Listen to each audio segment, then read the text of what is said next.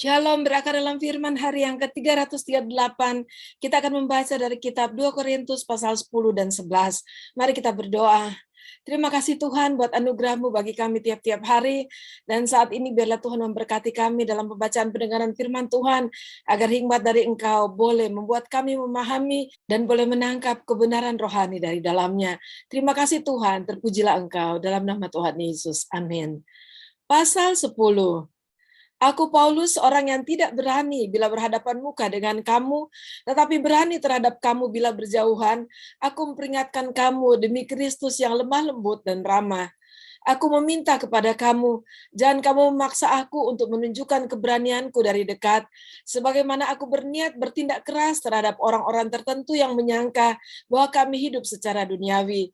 Memang kami masih hidup di dunia, tetapi kami tidak berjuang secara duniawi. Karena senjata kami dalam perjuangan bukanlah senjata duniawi, melainkan senjata yang diperlengkapi dengan kuasa Allah yang sanggup untuk meruntuhkan benteng-benteng. Kami mematahkan setiap siasat orang dan merubuhkan setiap kubu yang dibangun oleh keangkuhan manusia untuk menentang pengenalan akan Allah. Kami menawan segala pikiran dan menaklukkannya kepada Kristus, dan kami siap sedia juga untuk menghukum setiap kedurhakaan bila ketaatan kamu telah menjadi sempurna. Tengoklah yang nyata di depan mata kamu. Kalau ada seorang benar-benar yakin bahwa ia adalah milik Kristus, hendaklah ia berpikir di dalam hatinya bahwa kami juga adalah milik Kristus sama seperti dia. Bahkan kalau aku agak berlebih-lebihan, bermegah atas kuasa yang dikaruniakan Tuhan kepada kami untuk membangun dan bukan untuk meruntuhkan kamu, maka dalam hal itu aku tidak akan mendapat malu. Tetapi aku tidak mau kelihatan seolah-olah aku menakut-nakuti kamu dengan surat-suratku.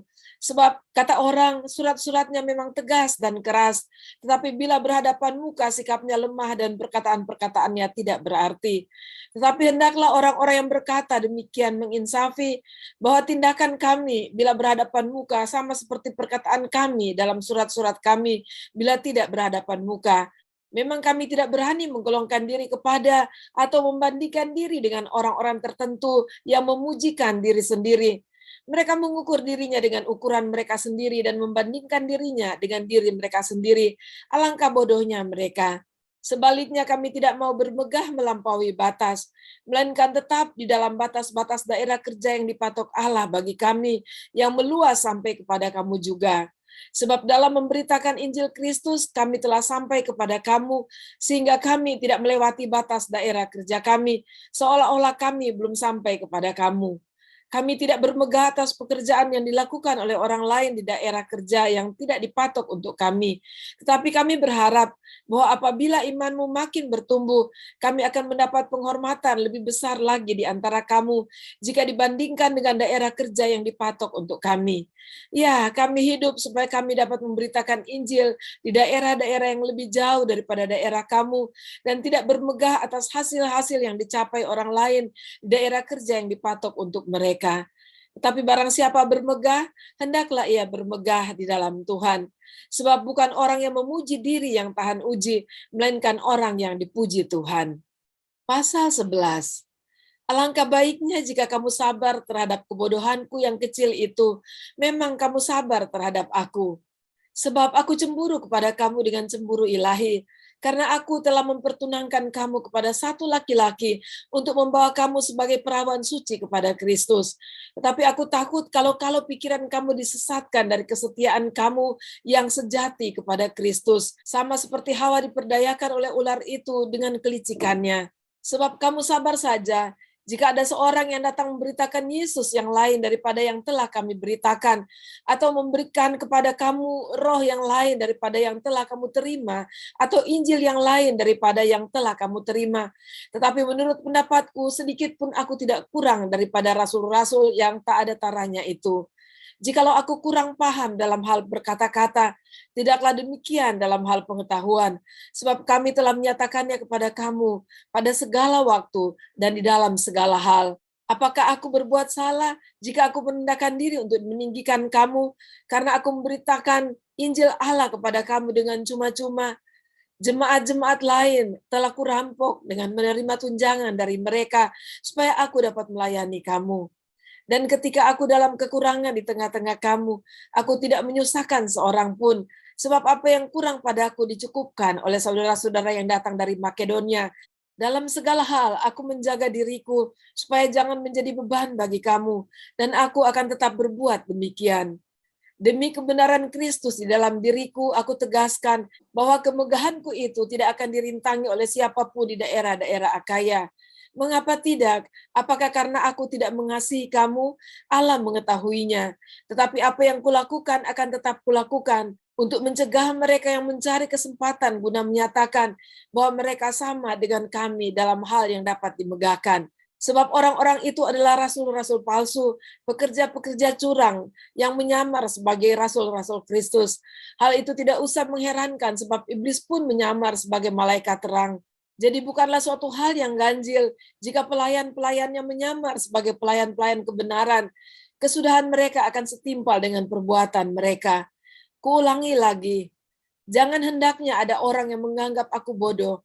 Dan jika kamu juga menganggap demikian, terimalah aku sebagai orang bodoh, supaya aku pun boleh bermegah sedikit. Apa yang aku katakan, aku mengatakannya bukan sebagai seorang yang berkata menurut firman Tuhan, melainkan sebagai seorang bodoh yang berkeyakinan bahwa ia boleh bermegah. Karena banyak orang yang bermegah secara duniawi, aku mau bermegah juga.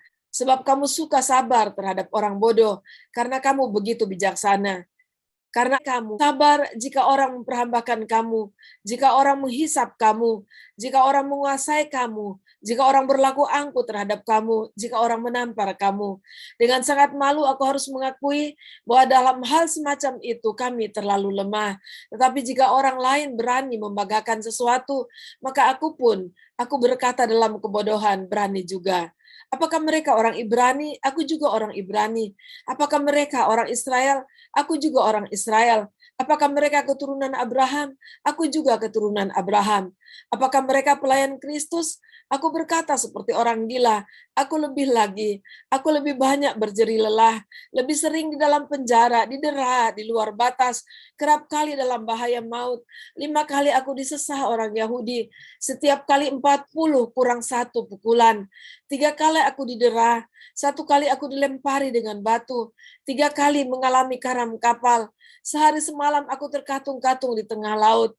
Dalam perjalananku aku sering diancam, bahaya banjir dan bahaya penyamun, bahaya dari pihak orang-orang Yahudi dan dari pihak orang-orang yang bukan Yahudi, bahaya di kota, bahaya di padang gurun, bahaya di tengah laut, dan bahaya dari pihak saudara-saudara palsu. Aku banyak berjeri lelah dan bekerja berat. Kerap kali aku tidak tidur, aku lapar dan dahaga. Kerap kali aku berpuasa, kedinginan dan tanpa pakaian, dan dengan tidak menyebut banyak hal lain lagi. Urusanku sehari-hari yaitu untuk memelihara semua jemaat-jemaat. Jika ada orang merasa lemah, tidaklah aku turut merasa lemah. Jika ada orang tersandung, tidakkah hatiku hancur oleh duka cita? Jika aku berusaha bermegah, maka aku akan bermegah atas kelemahanku. Allah yaitu Bapa dari Yesus Tuhan kita yang terpuji sampai selama-lamanya tahu bahwa aku tidak berdusta. Di Damsyik, wali negeri Raja Aretas menyuruh mengawal kota orang-orang Damsyik untuk menangkap aku. Tetapi dalam sebuah keranjang aku diturunkan dari sebuah tingkat keluar tembok kota, dan dengan demikian aku terluput dari tangannya. Demikianlah pembacaan pendengaran firman Tuhan kita pada saat ini. Puji Tuhan, Tuhan sungguh luar biasa yang memanggil Rasul Paulus untuk menjadi hambanya. Dengan penuh kerendahan hati dia menyatakan dirinya kepada umat Tuhan, kepada jemaat-jemaat, bahwa dia sungguh-sungguh adalah pelayan Kristus dan tidak ada apa-apa yang dia banggakan dari dirinya sendiri. Walaupun ia dapat membanggakan diri, tetapi ia lebih mau untuk merendahkan diri dan melayani Kristus sesuai kehendaknya. Walaupun harus mengalami banyak persoalan, masalah, kesusahan, kesulitan, dan penolakan-penolakan dan banyak hal yang lain, tetapi dia tetap setia melayani Tuhan. Marilah kita juga di dalam hidup ini tetap setia kepada Tuhan. Apapun keadaan kita tetap percaya dan tetap menuruti Dia dan melakukan kehendak-Nya. Mari kita berdoa. Terima kasih Tuhan, terpujilah Engkau buat teladan hidup yang dinyatakan oleh hamba-Mu Rasul Paulus ya Tuhan, dan biarlah kami boleh belajar untuk hidup sungguh-sungguh di dalam Engkau sebagaimana rancangan Tuhan yang sempurna bagi kami, dan biarlah biarlah kami kuat senantiasa di dalam kekuatan dan keperkasaan Roh-Mu. Terima kasih dalam nama Tuhan Yesus kami berdoa. Amin. Puji Tuhan, sampai jumpa besok. Tuhan Yesus memberkati.